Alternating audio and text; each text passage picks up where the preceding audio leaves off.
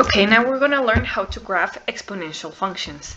By now, you already know how to evaluate these type of functions. For example, I have the function 2 to the power of x, and I'm going to evaluate it in a couple of numbers.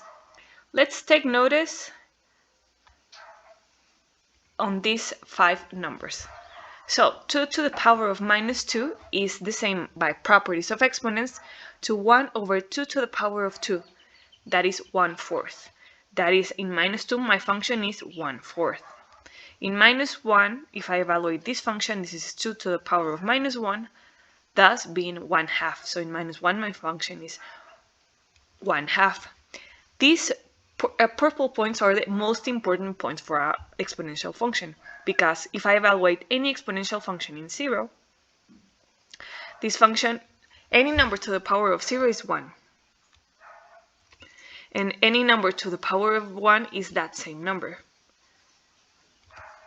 So given these points, we can already have a sketch of the behavior of this function that in return gives us this red function. Notice that this function grows really fast and it decreases really slow. Also notice that this function can never cross this axis. That means that this function has an asymptote. So exponential functions always have an horizontal asymptote.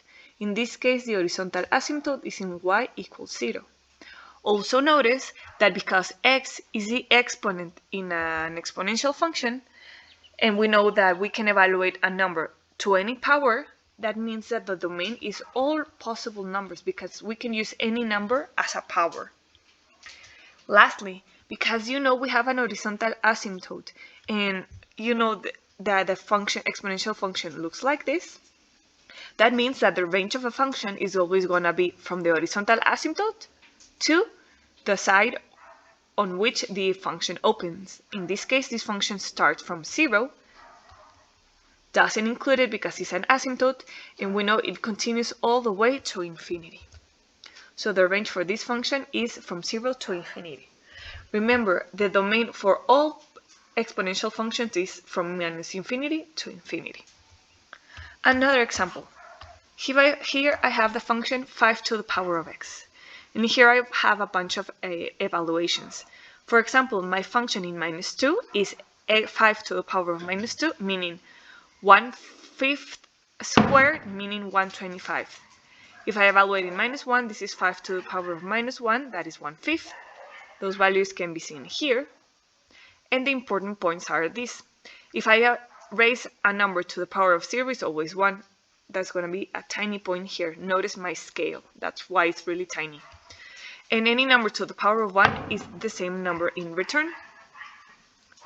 If I raise 5 to the power of 2, that's 25. If I raise 5 to the power of 3, it's 1/25, and so on and so forth. So we know with these points we can have the sketch of a function, of an exponential function.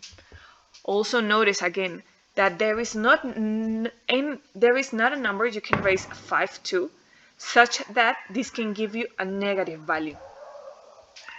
This means that this function has an horizontal asymptote again, in where?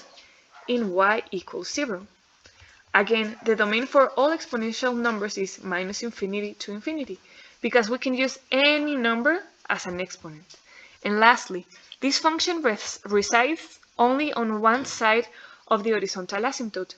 That's why the range is from 0 to infinity.